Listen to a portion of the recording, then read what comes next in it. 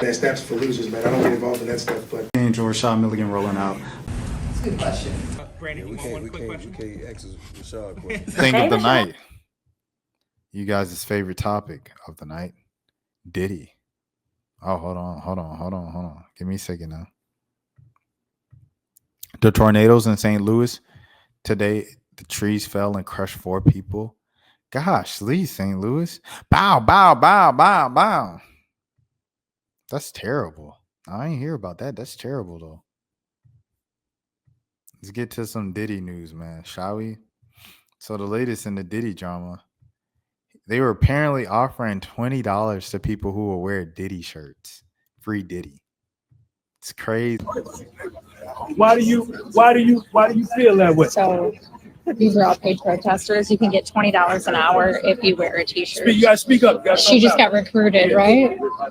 I refuse. You said no. No. It wasn't worth the 20?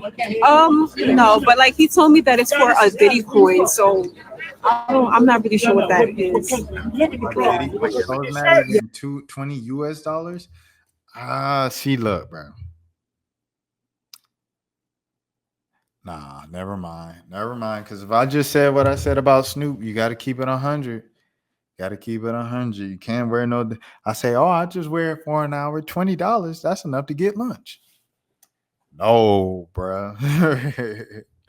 If you're gonna have morals, have some morals. If you're gonna have a backbone, have a backbone. Yeah, they just tried to pay me $20 to wear a free fucking shirt. Stop. I could tell because The lady right there, she just kept convincing me to go wear a shirt, and I'm like, I'm good. so just $20. And if you need $20, all you have to do is wear a free puff shirt. They just stand out here. And you said no. Yeah, I said no. Did they say how many hours? $20 an hour. And she told me she got paid like $60 yesterday for standing out here in 3 hours. Oh my gosh. Yeah. That's crazy. Why do you? That's crazy. I want to go to our homegirl, one who's been holding us down with the reporting every day. She's kind of just become like my go-to on this Diddy stuff. Lauren, this is what she posted yesterday, so I'm going to go to her page. We're going to do it like that. This is 9. Okay, we'll go to this one first. Diddy Trial, day 5. The weather is awful. I'm clenching an umbrella between my legs right now, so bear with me here. But Cassie is still on the stand being cross-examined. And just a warning. Jeremiah wanted to know what I thought about Metcalf and Carmelo. And if Anthony's found guilty, they're going to riot, I bet. That was definitely the situation that split America perfectly. And it's funny because I do mostly I come from a background of sports and doing mostly women's basketball to be specific. And when the whole Caitlin Clark rise thing happened, I would see just a lot of prejudice in my comment section and all around the internet with Caitlin Clark supporters but downplaying black players because of Caitlin Clark. And then if you called it out, then they'd be like, oh, you're pulling the race car, Caitlin. Just kind of using her as a poster child of that. Other women's basketball fans used to make jokes about Caitlin Clark fans being the Klan and things of that sort.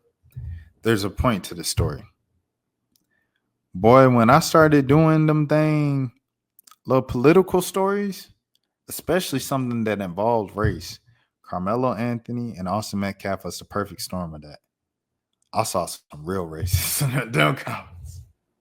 It won't nothing compared to them Caitlin Clark, Indiana Fever, Iowa comments. Boy, the real racism I seen in the Carmelo Anthony comments, and I seen in the comments for Shiloh, the white lady who called the black boy, the 5-year-old autistic black boy, the N-word with the hard R. And she got $600,000 for that. I've never seen racism that was legit racism. I ain't seen that in a few years, bro. He said that's so dumb when they use the race card, like they're using the NOLA jail escapes about race. Man, let me tell you something, bro. Like the comments that I was seeing, bro, it was taking a toll on me, and I'm still going live every day. So, but I see those notifications, and I don't like seeing the little red dot with the number on it. I don't like seeing that I have notifications. So I would just click on all this stuff, and I'll read it, and man, the comments, like, that was real racism.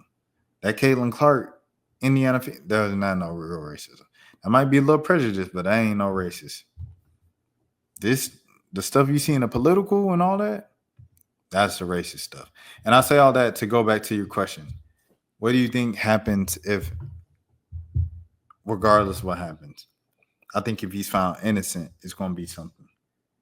I think if he's found guilty, it's going to be something. I think it's just one of them things. It's like George Floyd, you know, regardless of what happened with the cop, people is going to be either really mad or people is going to be really happy. People is going to be really frustrated. So, yeah. It's been a few days of cross. So what I'm about to say, just again, I'm reporting it. Don't get mad, but this is what's going on. It's been very explosive today. We've heard about allegedly Cassie dating an NFL player at one point and Diddy becoming insanely jealous. And there was another mention of Cassie dancing with Chris Brown in 2013. And after she did this, allegedly Diddy stole her phone. Cassie said she remembered Diddy stealing her phone, but she denied ever dancing with Chris Brown. And this all stemmed from an incident that she told us. 100% agree, Jeremiah, by the way. He said it's going to be George Floyd Part 2. I definitely see it like that. About because it perfectly divided the country. And I saw it firsthand, like, in the numbers that those videos were getting, and in the type of comments that people were leaving, like how passionate people were on both sides. It's crazy, bro. I'm not even gonna lie to you. Where it was a perfect storm of like racism, like white kid, black kid, white kid wasn't armed, black kid was armed. You know, I don't know. The whole thing was just like perfect. Driving with Diddy in the car. They were going to a doctor's appointment and he said something to her like, you know, text your mom that you're okay. And I'm paraphrasing. And she opens her phone or goes to unlock it. And as soon as she unlocked it, he stole it from her. And then she said he got out of the car basically and took off running. She didn't have her phone for hours and she told her mom and her mom called the cops. Side note, I'm wondering how many calls there were to LAPD over the last X many years and how many police reports there are. I wonder if that'll come out. But let me go back a little bit because, oh my gosh, it's raining so bad. Sorry. There was a lot of back and forth between Cassie and Diddy, and Cassie really talking about how, you know, you're high, you're so crazy when you're high, you're drunk, you're this, you're that. You're not yourself without a Snickers. And I felt like the defense is really trying to plant that Diddy could have never committed these crimes, again, because he didn't have the guilty mind to do so because he was under the influence. Just a thought that I had. We learned today, oh my gosh, there was a lot. We learned about Jonathan Odie, and this was the escort that had come out. He got arrested at Mar-a-Lago in 2018. He was on camera saying all these things about Cassie and Diddy and that Diddy paid him off and this and that. Well, it was discussed today with Cassie that she saw Jonathan Odie take his phone out during an FO and start to record. She told Diddy, and she said that, you know, Diddy said he would take care of it, but she wasn't aware of, you know, him doing anything. But I guess we know now that he did pay him off and he did sign an NDA. They also discussed the escort service they use. I'm not sure if I had said this before, but it's called Cowboys and Angels, and it was actually on a reality show called Gigolos. I don't know if that was showed. This man Diddy is crazy. Time or HBO, but yeah, whatever. They really are spending a lot of time trying to discredit Cassie. There's a couple things here. So Cassie had testified during direct about an alleged rape that happened in 2018. She said it was in August. Well, they pulled up transcripts and her lawsuit, her 2023 lawsuit, where she said that it happened in September of 2018. And this was after Diddy returned from Burning Man. And during direct, she said that the rape occurred in August again. And that night, he was trying to convince her to go to Burning Man. Then they showed us text messages between Cassie and Diddy from August of 2018, where he says to her, or she texts him with a heart. And this is like a day or two after they went to that dinner, and then he allegedly raped her. And sorry, is it loud? I hope it's not. She texted him with a heart, and he said, "I'm sorry that I've fallen off." Again, paraphrasing, "I didn't turn you on last night or the other day." And you know, she's responding, and they're having a conversation like all is well. And then they go to another friend's birthday party a few days later. So again, poking a lot of holes. And then there was something wild, a recording that we heard that I thought was super wild. And I didn't bring up what I'm about to tell you the other day because it wasn't, I don't know, I guess I didn't think it was important, but wow, now it's pretty crazy. And by the way, just going back to Cassie responding with, you know, or corresponding with Diddy after the alleged rape, I don't want to get any hate for that. I'm sure that the state is going to put a doctor or a psychologist or psychiatrist on the stand testifying about trauma survivors and abuse and how they react. Just a side note. But about this other incident.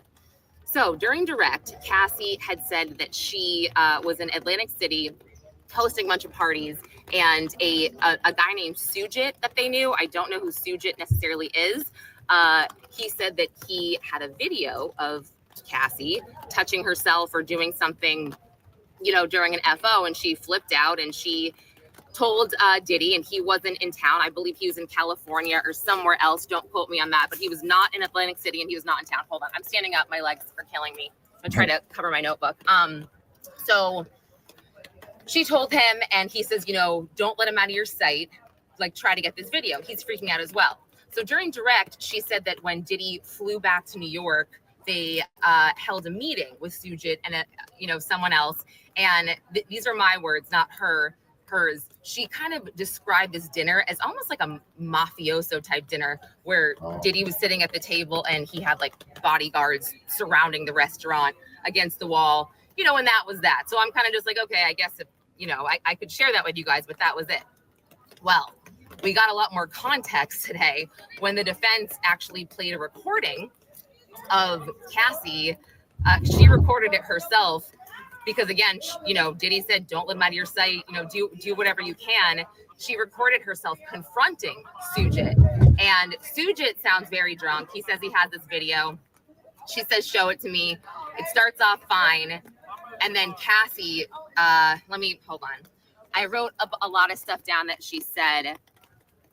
And they're really trying to show that, in my opinion, that it wasn't just Diddy that was violent. It was Cassie as well. Where is it? So we hear this recording and she says, here it is. I will kill you right now. I will hide you. I will kill you and put you in the effing dirt. I will kill you and I will kill you again. And she says, you're playing games. How you gonna do it twice? I thought you could only do it once. Friends are leaving. I've never killed anyone, but I will kill you. I don't care. You're playing games. I'm going to. And then she says, it's not going to be my hands. Someone else is going to do it. Blood won't be on my hands. And then the defense made sure to tell us that he was in California when this happened. So I know what they're trying to do. Again, it seems like they're dragging Cassie through the mud here. And when I said that his attorney was, strategic yesterday, Nicole Esteveo, and being kind and not badgering Cassie, that seemed to dissipate a little bit today. At one point, they're talking about Cassie going to rehab in 2023, and she went to somewhere called Willow House. And Esteveo says, you looked at the website, right, before you went to rehab. And Cassie's like, I don't know, I don't remember. And then she made a comment like, well, surely if you left your children for 45 days, you would have looked at the website ahead of time. Objection. And then before the judge could even say sustain, she's like withdrawn. So it was getting a little spicy. And just about this rehab, they were talking about, the rehab. And basically that it wasn't just for drugs and trauma. It was a lot more than that. She had some type of neurotherapy that would help her cope with trauma.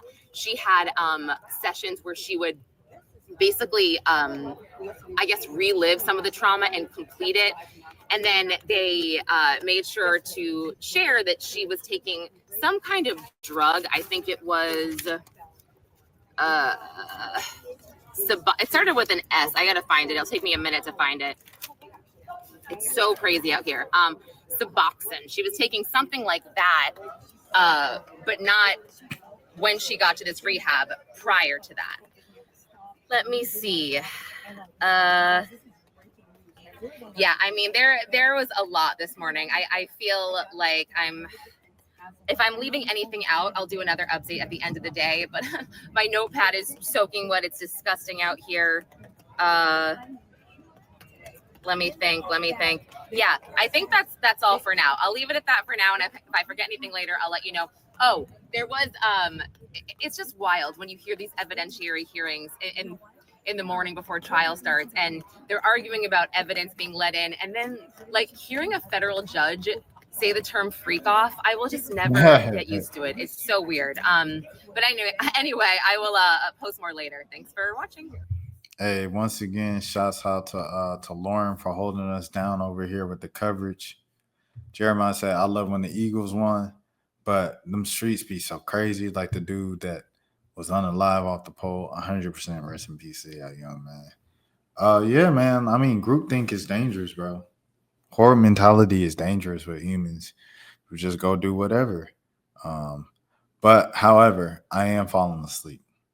So with that being said, I'm going to log off and wish you guys a great night, a great morning, a great evening, a great afternoon, and all of the things.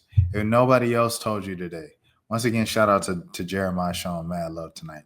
Nobody else told you today, I care for you. Peace. I'll be back tomorrow. That's steps for losers, man. I don't get involved in that stuff, but. Angel Rashad Milligan rolling out. Brandon, We one quick can't question. ask Rashad a question. Hey, Rashad.